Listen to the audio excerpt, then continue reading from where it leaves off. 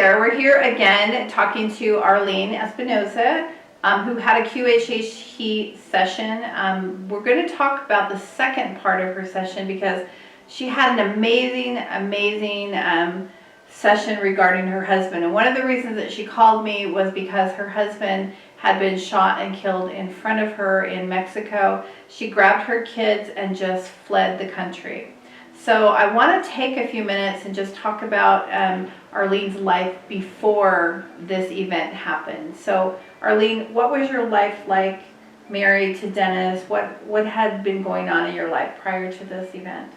Well, I was very lucky I had a great life. Not that things didn't go wrong or things didn't happen that were, not perfect or not ideal, but what it was is that I was lucky enough to discover the whole law of attraction, and when I was very young, and I adopted these concepts throughout the majority of my life. When I met Dennis, he also adopted the concepts very quickly, and so we ran with them, and they made our life very comfortable. Everything that we set out to do was a success. People naturally followed us because we had a very high energy and very positive, and so people are naturally attracted to you. And eventually, after we went on a few adventures, and we felt like giving back. After you have you experience at first, you want to go wild, but then there comes a need to give back, to change, to if I have this power, I want to do something to help people and help everybody get their own power, right? And we did, and we had a nonprofit, and we helped different parts of the community. We had big projects, we had tons of volunteers, we had I would think like a dream life. And we pretty much thought that we knew it, we figured it out, we know the secret, we got the master formula, come ask me, So when he passed, that was like, big confusion, more than, not only did I lose, my partner and the love of my life, we were completely devoted to each other, and my life was pleasing him, and his life was pleasing me, and it just was such a beautiful, wonderful connection that we were sure was meant to be. Right. We were very spiritual. We were always connected to God, so we felt like God is guiding us, and God is protecting us. Right, so no harm, because no harm had come to us. Yeah, and that's one of the things I remember you saying, that you never knew fear before this event happened either. And I thought, wow, that is so amazing, because most of us live in fear of some kind all the time. Right. But so, your life was so magical and beautiful. Right, and don't get me wrong, not that people didn't do me wrong, or not that I didn't have the occasional backstabbing friend, or but it wasn't a big deal. Yeah. It wasn't devastating, it was more like, oh, well, the good friends that I have are, so wonderful that they're worth me making the mistake of these bad friends, that happen to come out to be bad or whatever, or just like, okay, well, that's you do you and I'll do me. Or, it was just very, as a matter of fact, it was nothing that we felt could harm us in any way. So, it was one of those, as long as we're together, and as long as we have love, and God takes care of us, and there was no fear at all. And then all of a sudden, he's gone. Right? And he was shot in an attempt to kidnap him. So I'm faced with facts, right, that don't make no sense. Because I live the law of attraction. God takes care of me. Why? How could this happen? I felt betrayed from the world, the universe, God. And more than anything, I guess I felt like I don't know. I don't know it. I didn't figure it out. Somewhere along my equation, there's a hiccup. Something's wrong. Yeah. It just doesn't add up. My spreadsheet is not adding up. And so that was, I think, the worst of it. I think that was the worst of it, you know. And yes, I hated living without him, and I missed him tremendously. But the not knowing your world. Yeah, the unsureness of it. Yeah. It's like, how can you step? yeah. How? Yeah. You know, because how can I make a decision about my kids, about where I'm gonna live, about anything at all, right? And the fear also of maybe there are bad people. Yeah. Because I never believed that before. I believe there's bad circumstances, there's bad actions, so there's not bad people, right? And so all of a sudden, this man that was so inspiring to so many people, that was doing so much to help his community, you know, that was already in such short time a pillar of the community. For money, they're going to take his life, they're going to ruin this family, they're going to ruin this huge project that's helping hundreds of people. They're going to, this is a project that could be so helpful for the community, and you're willing to throw all that away for money? Yeah. For money? It didn't add up to me. So maybe evil does exist, right? And all these thoughts, just, you know, I was faced with them. I didn't know what to think. I didn't trust my own like instincts or conclusions that I had made. So that's when I knew, I guess that's when I heard of the quantum healing hypnosis. And I must have watched 100 videos. Just like this one. Right? Yes, Well, and when your husband was shot and killed, and you just grabbed your kids and you left. So not only did you lose your husband, you lost your life. I mean, as far as everything that you knew, your business, everything, you just left all of that. Yes. And then you came to Vegas, yes, right? because we were overseas. We were not in the country.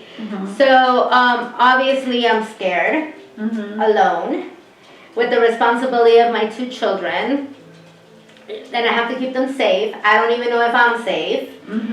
And yeah, so I had to, I mean, I never went back home from that moment. I had to kind of escape my house while the cops were there, so that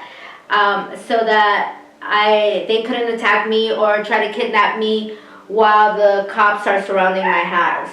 And so I, at that point, just, you know, sneak out, and I, you know, what I was wearing, just what I was wearing, and whatever I could grab at that moment, and that was it. I had to get clothes that was donated from the United States Consulate, and they do, you know, thank God they had some clothes, and I arrived here with clothes that was donated. Not like all my bank accounts had been, you know, closed and frozen, and so you had no money. No money. Yeah. No belongings whatsoever. None. Not my kids. Not their toys.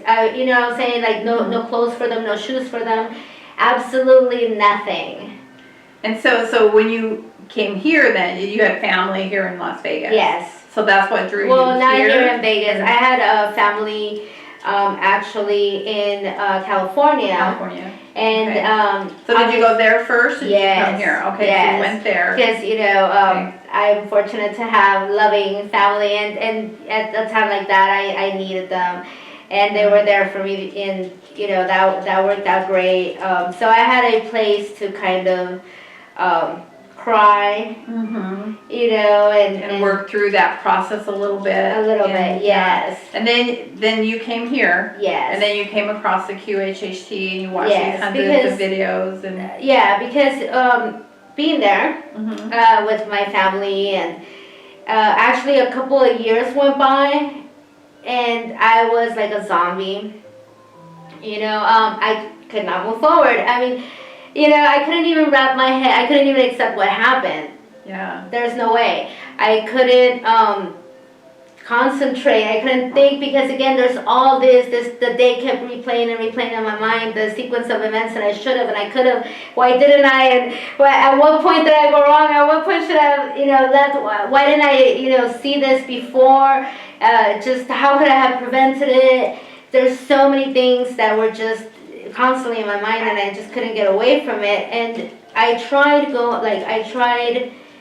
the worldly, I guess, kind of formula, which is travel and have fun and party and buy a lot of clothes and Vera Wang and all these Louis Vuitton and but no matter what I did, I wasn't happy. Mm-hmm. I wasn't whole. And I was depressed and sad and life made no sense and I didn't want to live it. I didn't want to be alive. And that's all I could think of. In my head, for the first time in my life, I didn't know what that was like ever. For the first time in my life, it was torture.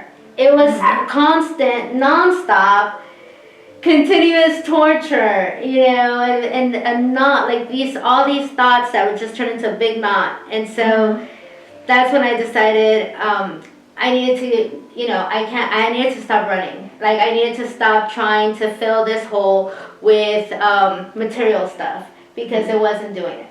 Right. It wasn't. I tried it, but you found it wasn't working. So so now it's time for something. I knew in my heart, I knew it was spiritual. Mm-hmm. So I decided to get away from everyone and come out, to Vegas that I felt for many years was home, where I lived with my husband, and I felt like, okay, I need to figure this out, and I gave myself about a year. I said, in a year, I'll eat. If I'm still in the same place of misery, I'm just going to kill myself.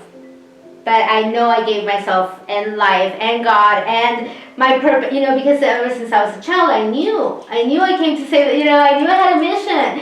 So it was so frustrating to not want to live and not love the world anymore when you have to save it. And then at the same time, why even work towards saving it? I already tried that and it crumbled at my feet in 5 minutes. Mm-hmm. And it was all gone. So why start again, So then that's when, when I said, okay, I have a year. Towards the end of the year is when I came across the quantum healing hypnosis. And that's when I knew in my heart, this was it. This was what I was looking for. This was going to facilitate my connection again to, to spirit, to soul, truth, to truth. Yeah. Yes. And so I'm curious, when we got in there and we found out what your connection is to Dennis, can you kind of tell us a little bit about what you discovered in there about your journey with him? So yes, and it's so funny because I couldn't picture it any more perfect. Mm-hmm. And it's such a great feeling. So Dennis was my soulmate, and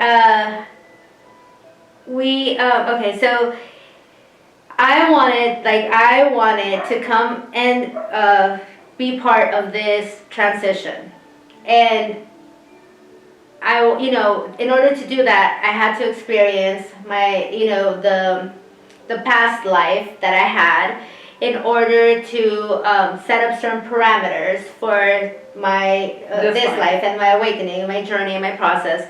So when I came back from that past life, because at the end, it was all beautiful, but at the end, we always take the client through the death scene, and then we follow the soul, and the soul went back to the spirit world, right? And you were met by and Dennis was there, and so that's where I found out he was waiting for me, and he was like my twin, my soulmate, or my twin soul, and but at that point I became fearful. Because I'm not an old soul from Earth. I'm not originally from Earth. In fact, I'm not as advanced as most souls from Earth. So being faced with that decision, being faced with that experience, and knowing that those kinds of things happen on Earth.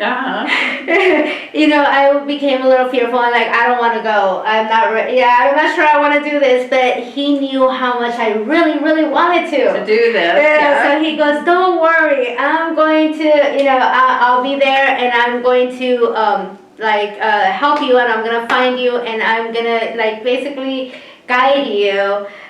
He agreed to come first. Yeah, he agreed. He's like, yeah. I'll find you. I'm going, you know, go after me and I'll find you.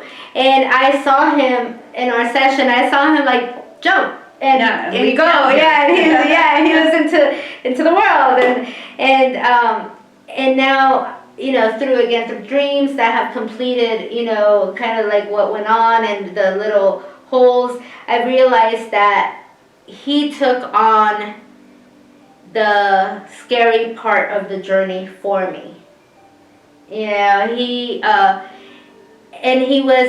know, he brought me up because our energies together would just create this like supernova, you know, and so he held me up that energy that I had to know and be familiar with to be able to come out of it, while at the same time slowly bringing me down to earth and to the concepts of earth, such as ambition, such as like the corporate world. I was always a hippie. I didn't care for that. I didn't know why people cared for that. You know, money was always like, I don't care.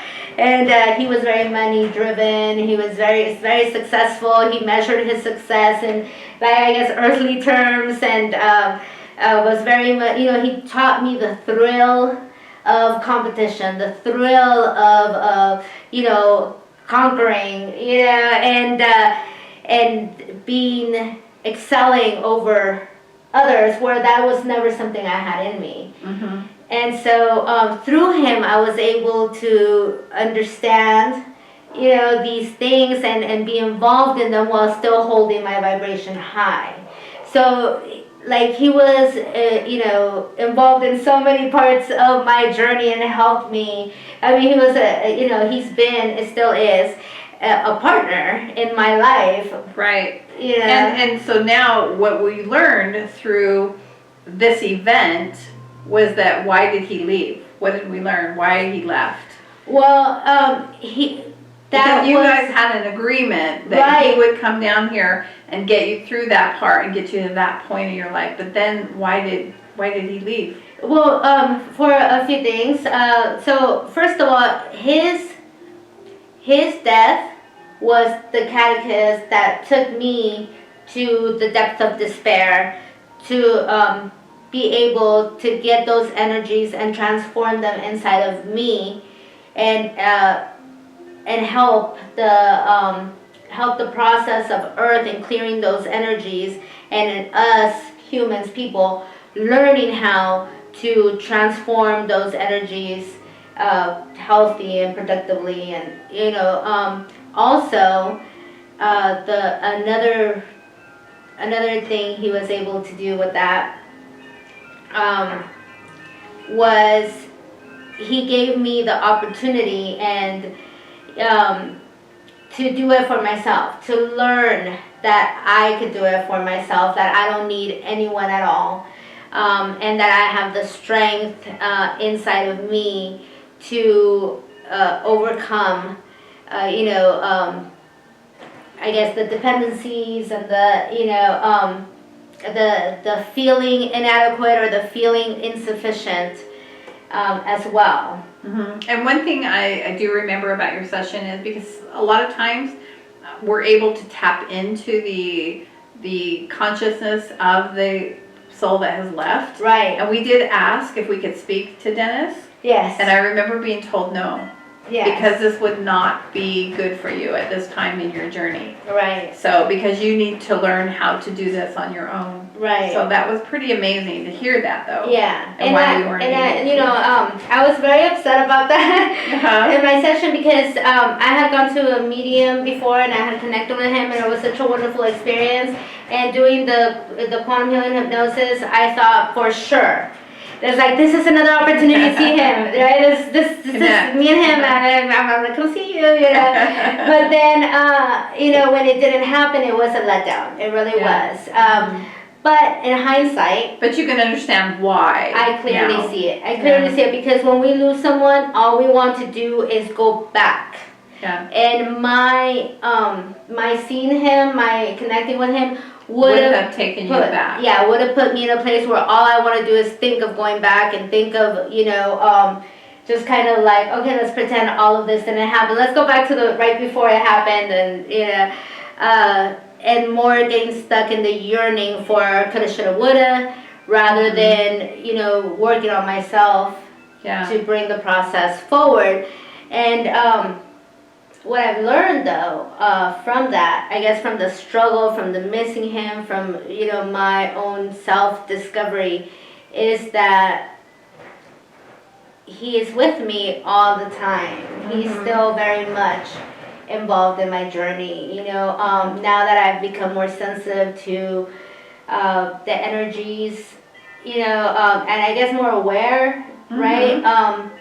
I feel his presence. He wakes me up sometimes, and I know, you know, I feel his presence. I know it's him. I go, when you know, we had certain little rituals that we would do when he was alive, when we would wake up to go to the bathroom in the middle of the night, or get a drink of water and things like that. And sometimes I even find myself doing them. You know? Yeah. Because you're probably feeling his energy, and it makes you want to do yes, and it just feels so natural. Like he doesn't feel missing anymore. Yeah. And that's what's so beautiful about this. And we are going to have conversations about missing our loved ones, because I too lost my husband in 2018, and it's so amazing how they're still with us. And we're going to talk deeper into that in other videos that we're going to talk about. But going back to your session with the QHHT session, now you had some missing time also. That's right. And you were curious about what happened during that missing time. So what did you discover? What did you find out was going on, or what happened during that time? So yeah, this is something that really freaked us out, because so my husband and I were we would take trips and stuff all the time, you know, like honeymoons and stuff. So we were in a room, like in a hotel room, more like a suite, because they had different rooms. And I was talking to him kind of like this. He was on the couch. I was on a chair, and then no, he was on the bed, and I was on the chair. So we're talking. Next thing I know, I'm coming through, like, to, you know, like one of those times when you faint, but you don't realize you fainted, but we weren't on the floor. So next thing I know, I'm sitting down on the arm of a sofa. I'm sitting on the arm, this is the sofa behind me, he's in front of me, and he's talking. And I'm coming, and I hear his voice kind of far, and then all of a sudden it comes like closer, louder, right? And he's talking, and I look up at him with this look of, what's going on here? You know, and I'm like, how did we get here? And then he gives me the same look. Very, like, bizarre. And he's looking at me and he goes, did you just come to? And I'm like, yeah, did you? And he's like, yeah. And I'm like, are you serious? And he's like, yeah. And he goes, right now. I'm like, right now. And so then, what's the last time you remember? So we're comparing notes, right? And he's like, oh, well, the last time I remember, he goes, I was laying on the bed. And I thought it was just so bizarre that we blacked out at the same time, came to at the same time in a different location, but not like, how did we get here, you know? And then he was talking when we came to, like if we were just carrying on. It was so good, and we were both stunned, and we were both like, oh my God, I can't believe this.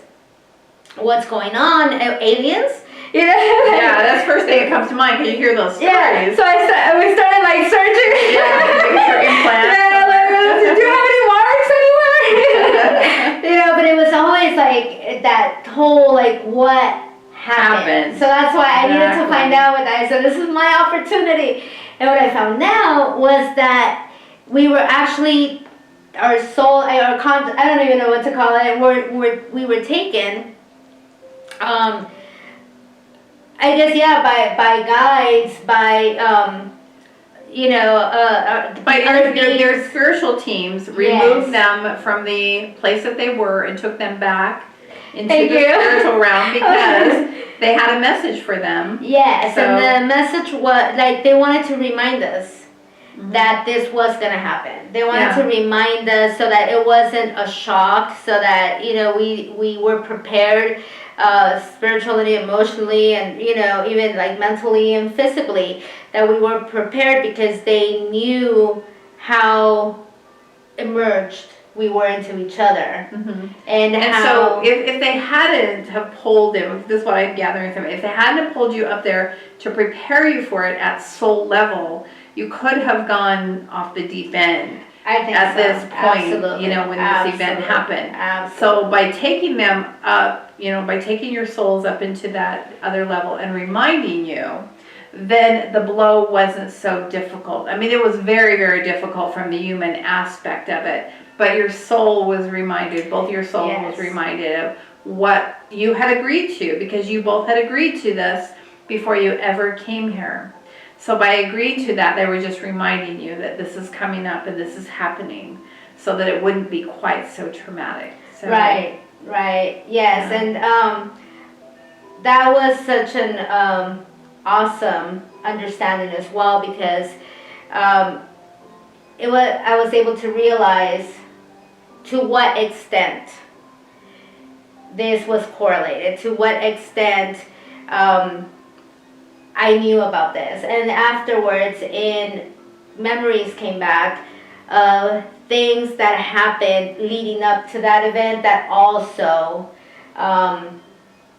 made me know that we both knew. He made me videos that I have now, where he's telling me if one day I'm not with you, if one day I'm not there, remember, and here's this video to just tell you how much I love you, and I have that. But how did he think to make those videos prior to, and we were together 24/7. We worked together.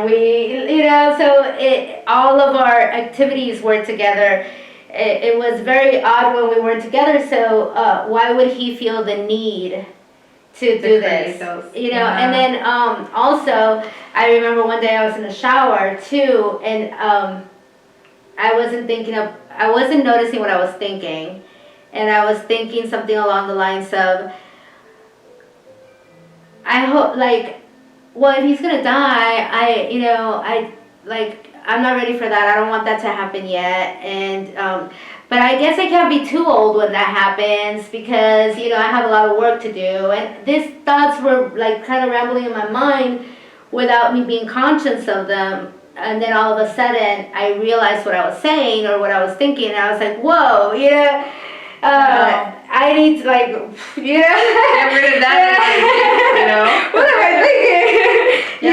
But yeah, so you were being prepared in a lot of different ways, too, because those memories and those thoughts were there. And if you're connected and tapped into your higher self, you are one. You are one and the same. So those thoughts will come to you. I thought that was so powerful and so beautiful of a message. And I thought I just really wanted to share it with our audience because, just to know that these things, when they happen to us, they're happening for us. They're not really happening to us. We plan these events before we ever come into this lifetime for our learning and for our experience. And sometimes it's to balance karma.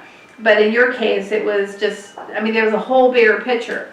You came here for a job to do, and he was just helping guide the way and lead the way for you to be here, to take us through this ascension and this awakening process. And I just find that story so beautiful. It is, and it's magical, and I wouldn't expect any less from him, because of the type of person that he was.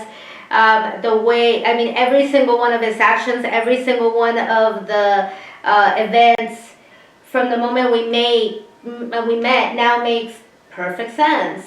Everything just makes perfect sense, and I don't feel like a victim. I feel empowered. Mhm. I don't feel alone or deserted or like, the universe let me down. I feel the complete opposite. I feel Right. like, with what needed to be done, with where I needed to get to, and what the outcome needed to be and everything else, could I come up with something more magical and more amazing, and it just that there's no way that I could possibly come up with a better way and a better experience than the one that I was, You set up for yourself. exactly. Yeah. So it was a confirmation of, the perfectness, of God's creation and of our soul journey and everything else. So the most devastating event in my life turned into the most magical Most one. beautiful. Yeah, absolutely. And there's so much information in her session. So we want to thank you for being here and being part of her part 2, her connection to her husband, Dennis. And in the next section, we're going to talk about the connection to her son and what she experienced with that. So be sure and check out the third part of this interview. So thank you very much, and namaste. Thank you.